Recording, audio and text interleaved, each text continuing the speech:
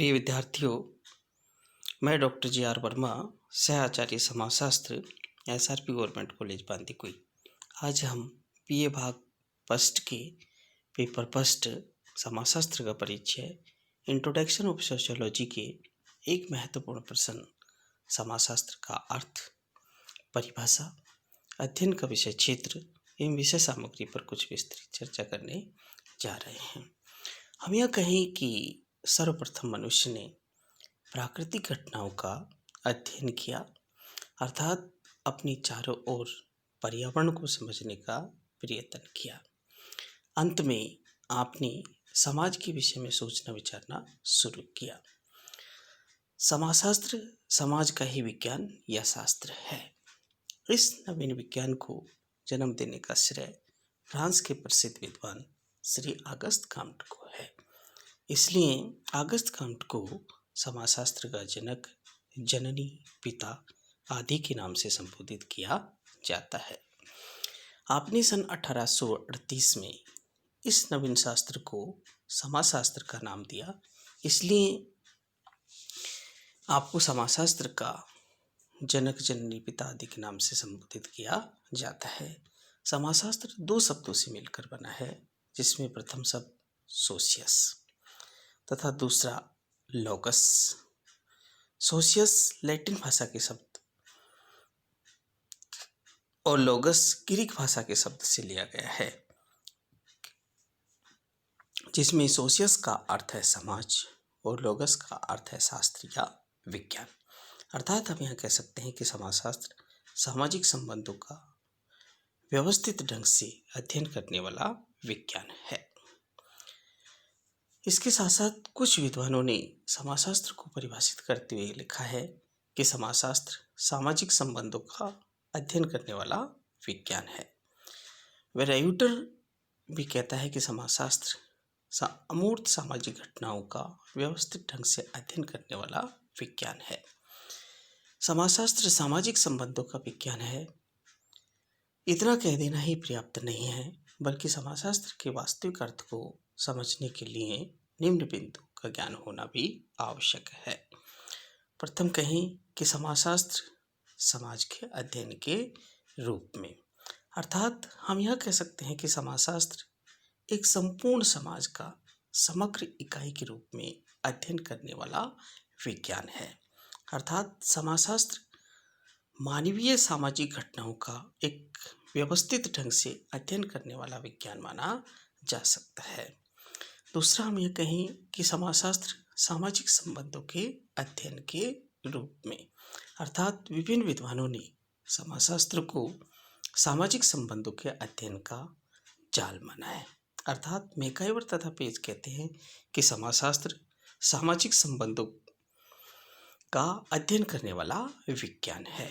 अर्थात जब दो या दो से अधिक व्यक्ति आपस में अपने विचारों का आदान प्रदान करते हैं तो उनके माध्यम से संबंध बनते हैं। संबंधों के इसी जाल को समाजशास्त्र के नाम से जाना जा सकता है। तीसरा हम कहें कि समाजशास्त्र समूहों के अध्ययन के रूप में, समाजशास्त्र सामाजिक समूहों का विज्ञान है। जब विभिन्न प्रकार के व्यक्ति एक स्थान पर एकत्रित होते हैं तो उनके विचारों से ही सामाजिक समूहों का निर्माण देखा जा सकता है। अर्थात जब दो या दो से अधिक व्यक्ति आपस में विचारों का आदान प्रदान करते हैं तथा वे व्यक्ति जब किसी समूह के साथ विचारों का आदान प्रदान करते हैं तो सामाजिक समूह का निर्माण देखा जा सकता है। इसके साथ कहें कि हम समाजशास्त्र सामाजिक अंतःक्रियाओं के अध्ययन के रूप में, जब दो या दो से अधिक व्यक्ति एक समूह का विभिन्न इकाइयों के साथ परस्पर अंतःक्रिया करते हैं, या हम कहें कि जब दो या दो से अधिक व्यक्ति आपस में विचारों का आदान प्रदान करते हैं तो उसके माध्यम से अंतःक्रिया का निर्माण देखा जा सकता है। इस अंतःक्रियाओं के माध्यम से ही समाज का निर्माण होता है। अर्थात समाजशास्त्र की वास्तविक अर्थ को समझने के लिए हमने कुछ बिंदुओं का अध्ययन किया। समाजशास्त्र समाज के अध्ययन के रूप में, समाजशास्त्र सामाजिक संबंधों के अध्ययन के रूप में, समाजशास्त्र समूह के अध्ययन के रूप में और समाजशास्त्र सामाजिक अंतःक्रियाओं के अध्ययन के रूप में। उपयुक्त सभी परिभाषाओं के आधार पर अध्ययन के रूप में हम कह सकते हैं कि समाजशास्त्र एक ऐसा विज्ञान है जो संपूर्ण समाज का एक समग्र इकाई के रूप में अध्ययन करता है, जिसमें सामाजिक संबंधों एवं सामाजिक अंतःक्रियाओं के अध्ययन पर विशेष जोर दिया जाता है। समाजशास्त्रीय यहाँ हमने समाजशास्त्र का अर्थ एवं परिभाषाओं पर कुछ विस्तृत चर्चा की है। हमारा महत्वपूर्ण प्रश्न है कि समाजशास्त्र के अध्ययन का विषय क्षेत्र एवं विषय सामग्री। समाजशास्त्रीय अध्ययन का विषय क्षेत्र एवं विषय सामग्री। विषय क्षेत्र से अभिप्राय है कि उन संभावित सीमाओं से है जहाँ तक वह शास्त्र फैला हुआ है। अर्थात हम यह कह सकते हैं कि समाजशास्त्र के अध्ययन का विषय क्षेत्र से आशय है कि वे सभी सीमाएं जहाँ तक विषय का अध्ययन किया जाता है उसे सामान्यतः अध्ययन के विषय क्षेत्र के नाम से संबोधित किया जाता है। एक और जहाँ हमारा अध्ययन की विषय सामग्री से अभिप्राय है कि उसके अंतर्गत किस किस का अध्ययन किया जाता है। अर्थात विषय सामग्री के अंतर्गत उन सभी स्थितियों को देखने का प्रयास किया जा सकता है जिसके अंतर्गत उस विषय का अध्ययन किया जाता है। हम यहाँ चर्चा करें अध्ययन का विषय क्षेत्र। अध्ययन के विषय क्षेत्र को सामान्यतः दो आधार पर समझाने का प्रयास किया गया है। एक और वे विद्वान हैं जो स्वरूपात्मक संप्रदाय के आधार पर समाजशास्त्र के अध्ययन के विषय क्षेत्र को समझाने का प्रयास करते हैं। स्वरूपात्मक संप्रदाय के प्रतिपादक जॉर्ज सिमेल, वीरकांत, वान वीज, टानीज, मैक्स वेबर आदि हैं। इस विचारधारा से संबंधित समाजशास्त्रियों की मान्यता है कि समाजशास्त्र अन्य विज्ञानों के समान एक स्वतंत्र विज्ञान है। जिस प्रकार राजनीति शास्त्र व रसायन शास्त्र आदि एक स्वतंत्र विज्ञान है, ठीक उसी प्रकार समाजशास्त्र भी एक स्वतंत्र विज्ञान के आधार पर माना जा सकता है। स्वरूपात्मक संप्रदाय के प्रतिपादक समाजशास्त्र को एक स्वतंत्र विज्ञान बनाने का प्रयास करते हैं। जिस प्रकार से जॉर्ज सिमेल कहते हैं कि समाजशास्त्र को एक विशिष्ट विज्ञान है। आपने अपने विचारों के माध्यम से कहा है कि जैसे अन्य विज्ञानों में वस्तुओं का स्वरूप एवं अंतर की विषय वस्तु को पूर्ण रूपेण पृथक करके देखा जा सकता है, ठीक उसी प्रकार समाजशास्त्र के अंतर्गत भी अंतर की विषय वस्तु एवं बाह्य स्वरूप के आधार पर सामाजिक घटनाओं को समझने का प्रयास किया जाता है। आपने समझाने का प्रयास किया है कि जिस प्रकार प्राकृतिक विज्ञानों के अंतर्गत अध्ययन की विषय वस्तु एवं विषय सामग्री को पूर्ण रूपेण पृथक करके देखा जा सकता है, ठीक उसी प्रकार समाजशास्त्र के अंतर्गत भी सामाजिक घटनाओं को अंतर की विषय वस्तु एवं बाह्य स्वरूप के माध्यम से पृथक पृथक करके अभिव्यक्त करने का प्रयास कर सकते हैं। उन्होंने समझाने का प्रयास किया है कि जिस प्रकार से 3 बोतलें हैं, एक बोतल के अंतर्गत दूध भरा हुआ है तथा दूसरी बोतल के अंतर्गत पानी है तथा तीसरी बोतल के अंतर्गत अल्कोहल है। हम यहाँ कहें कि यदि पानी वाली बोतल को खाली करके सामान्यतः उसके अंतर्गत दूध भर दिया जाए तो भी सामान्यतः अंतर की विषय वस्तु एवं बाह्य स्वरूप के अंतर्गत अंतर नहीं देखा जा सकता है। अर्थात अंतर की विषय वस्तु का बाह्य स्वरूप पर कोई प्रभाव नहीं पड़ता है। ठीक उसी प्रकार समाज व्यवस्था के अंतर्गत भी अंतर की विषय वस्तु एवं बाह्य स्वरूप के अंतर्गत कोई विशेष अंतर नहीं देखा जा सकता है। उसी प्रकार प्रमुख समाजशास्त्री वीरकांत भी समाजशास्त्र को एक स्वतंत्र विज्ञान बनाने का प्रयास करते हैं। वीरकांत भी समाजशास्त्र को एक स्वतंत्र विज्ञान बनाना चाहते हैं। वो कहते हैं कि समाजशास्त्र एक विशिष्ट विज्ञान है। समाजशास्त्र एक विशिष्ट विज्ञान है और वे कहते हैं कि समाजशास्त्र एक विशिष्ट विज्ञान है जो व्यक्तियों के उस मानसिक संबंधों का अध्ययन करता है जो एक दूसरे के साथ जोड़ने का प्रयत्न करते हैं। अर्थात हम यह कह सकते हैं कि जिस प्रकार से जॉर्ज सिमेल समाजशास्त्र को एक स्वतंत्र विज्ञान बनाने का प्रयास करते हैं, वो कहते हैं कि समाजशास्त्र के अंतर्गत अंतर की विषय वस्तु एवं बाह्य स्वरूप में कोई विशेष अंतर या प्रभाव नहीं देखा जा सकता है। ठीक उसी प्रकार वीरकांत भी समाजशास्त्र के को स्वतंत्र विज्ञान बनाना चाहते हैं। वो कहते हैं कि समाजशास्त्र एक विशिष्ट विज्ञान है जो व्यक्तियों के मानसिक संबंधों का अध्ययन करने का प्रयास करते हैं और ये मानसिक संबंध सामान्यतः एक दूसरे के साथ जुड़ते हैं, जिसके माध्यम से ही समाजशास्त्र को एक स्वतंत्र विज्ञान की श्रेणी के अंतर्गत माना जा सकता है। प्रमुख समाजशास्त्री वानबीज भी समाजशास्त्र को एक स्वतंत्र विज्ञान बनाने का प्रयास करते हैं। अर्थात वो कहते हैं कि समाजशास्त्र मानवीय संबंधों के स्वरूप का अध्ययन करने वाला विज्ञान है। एक और समाजशास्त्री मैक्स वेबर भी समाजशास्त्र को एक स्वतंत्र विज्ञान बनाने का प्रयास करते हैं। अर्थात मैक्स वेबर कहता है कि समाजशास्त्र सामाजिक सामाजिक क्रियाओं का अध्ययन करने वाला विज्ञान है। अर्थात हम यह कह सकते हैं कि किसी भी क्रिया को सामाजिक क्रिया जब कहा जा सकता है जबकि वह दूसरों के व्यवहारों द्वारा अर्थपूर्ण ढंग से प्रभावित होती है। अर्थात जब दो या दो से अधिक व्यक्ति अपने विचारों का आदान प्रदान करते हैं और उसके अंतर्गत सामान्यतः अर्थपूर्ण संबंध अभिव्यक्त होते हैं तो उससे ही सामाजिक क्रिया की श्रेणी के अंतर्गत माना जा सकता है। अर्थात मैक्स वेबर भी समाजशास्त्र को एक स्वतंत्र एवं विशिष्ट विज्ञान बनाने का प्रयास करते हैं। स्वरूपात्मक संप्रदाय के प्रतिपादक जॉर्ज सिमेल, वीरकांत, वानबीज, टानीज, मैक्स वेबर आदि समाजशास्त्र को एक स्वतंत्र एवं विशिष्ट विज्ञान बनाने का प्रयास करते हैं।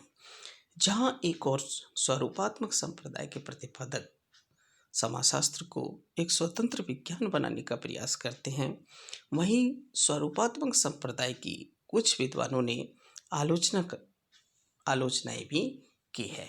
उन्होंने समझाने का प्रयास किया है कि जिस प्रकार से रसायन शास्त्र, प्राणी शास्त्र आदि स्वतंत्र विज्ञान है, ठीक उसी प्रकार समाजशास्त्र को पूर्ण रूपेण स्वतंत्र विज्ञान की श्रेणी के अंतर्गत नहीं रखा जा सकता है। इन आलोचनाओं के माध्यम से अन्य विद्वानों ने समझाने का प्रयास किया है कि सामाजिक संबंधों के स्वरूप का अध्ययन केवल समाजशास्त्र के अंतर्गत ही किया जाता है, यह पूर्ण रूपेण संभव नहीं है, बल्कि अन्य विज्ञान भी समाजशास्त्र के आधार पर मानवीय स्वरूपों का अध्ययन करते हैं। जिस प्रकार कानून शास्त्र आदि विज्ञान भी मानवीय संबंधों के अध्ययन करने का प्रयास करते हैं। जहां एक और स्वरूपात्मक संप्रदाय के प्रतिपादक कुछ आलोचना करते हुए कहते हैं कि स्वरूप और अंतर की विषय वस्तुओं को पूर्ण रूपेण पृथक करके देखा नहीं जा सकता।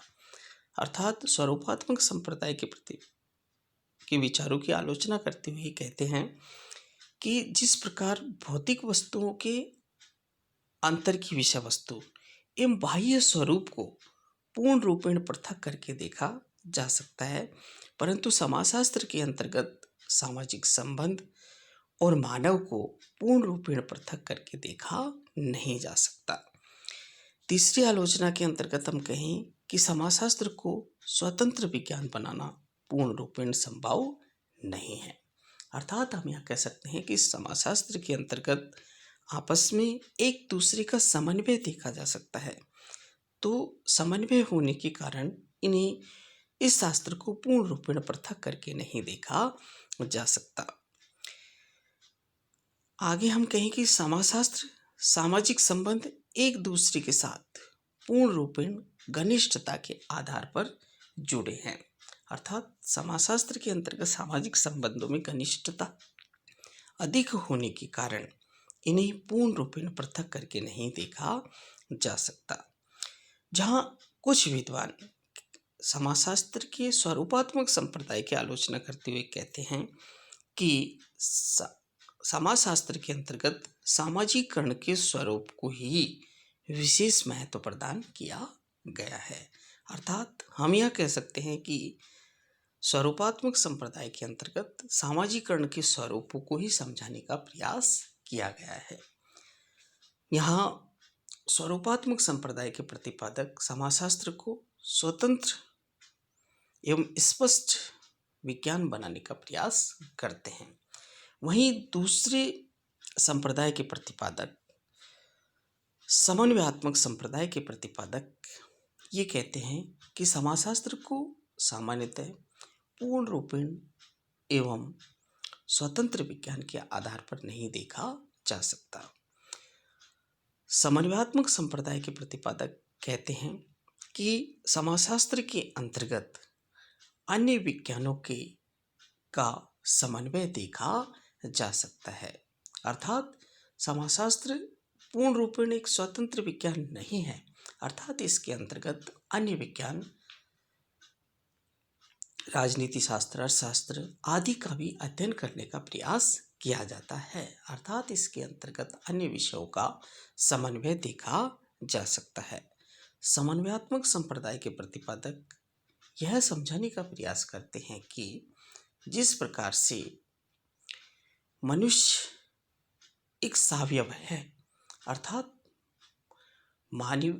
मानवीय शरीर का निर्माण विभिन्न प्रकार के अंगों के माध्यम से देखा जा सकता है। हाथ, कान, नाक, पैर, गला आदि अंगों के समन्वय के माध्यम से ही शरीर को देखा जा सकता है। अर्थात हम यह कह सकते हैं कि जिस प्रकार से शरीर के विभिन्न प्रकार के अंग एक दूसरे से जुड़े हुए हैं, उन्हें पूर्ण रूपेण पृथक करके नहीं देखा जा सकता है। यदि उन्हें पृथक करने का प्रयास किया जाए तो उस सावयव का कोई अस्तित्व नहीं देखा जा सकता, वह अंग का भी कोई विशेष अस्तित्व नहीं देखा जा सकता। अर्थात हम यह कह सकते हैं कि समन्वयात्मक संप्रदाय के प्रतिपादक समाजशास्त्र को एक स्वतंत्र विज्ञान नहीं मानकर विभिन्न प्रकार के विज्ञानों के समन्वय के माध्यम से समझाने का प्रयास करते हैं। वो कहते हैं कि समाजशास्त्र एक स्वतंत्र विज्ञान नहीं है, बल्कि समाजशास्त्र एक समन्वय के आधार पर देखा जा सकता है। इस संप्रदाय के प्रतिपादक इमाइल दुर्कheim, सोरोकिन व हाबाउस आदि देखे जा सकते हैं। वो कहते हैं कि समाजशास्त्र एक दूसरे का समन्वय है। प्रमुख समाजशास्त्री हाबाउस कहते हैं कि समाजशास्त्र को अन्य सामाजिक विज्ञानों की प्रमुख सिद्धांतों के सार तत्वों के बीच पाए जाने वाले संबंधों का अध्ययन करना चाहिए।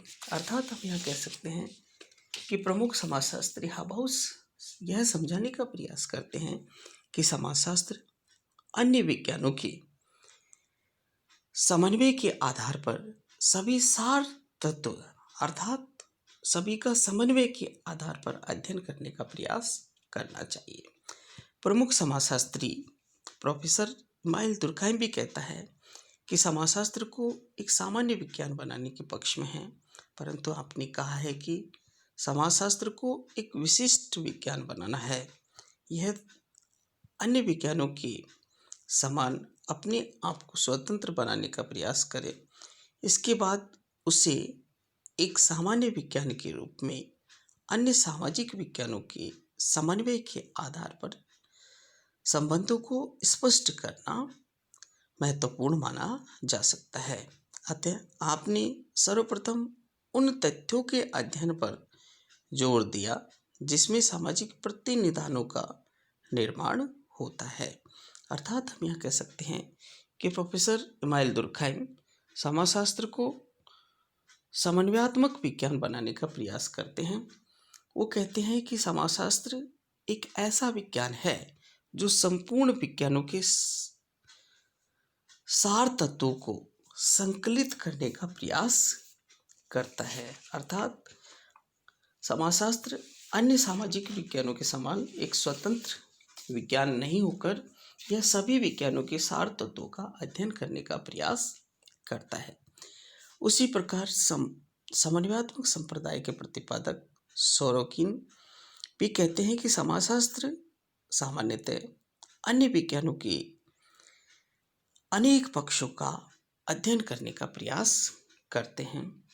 अर्थात हम यह कहें कि समाजशास्त्र आर्थिक संबंध, राजनीतिक संबंध, धार्मिक संबंध आदि को के समन्वय का कुछ बिंदुओं को सम्मिलित करने का प्रयास करते हैं। सोरोकिन भी समाजशास्त्र को एक स्वतंत्र विज्ञान नहीं मानकर समन्वयात्मक विज्ञान बनाने का प्रयास करते हैं।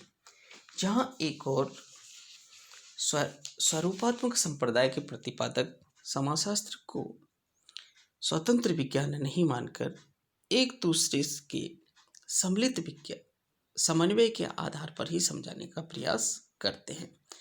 जहाँ समन्वयात्मक स्वरूप के प्रतिपादक समाजशास्त्र को समन्वय के आधार पर समझाने का प्रयास करते हैं, वहीं कुछ आलोचनाएं भी देखी जा सकती है।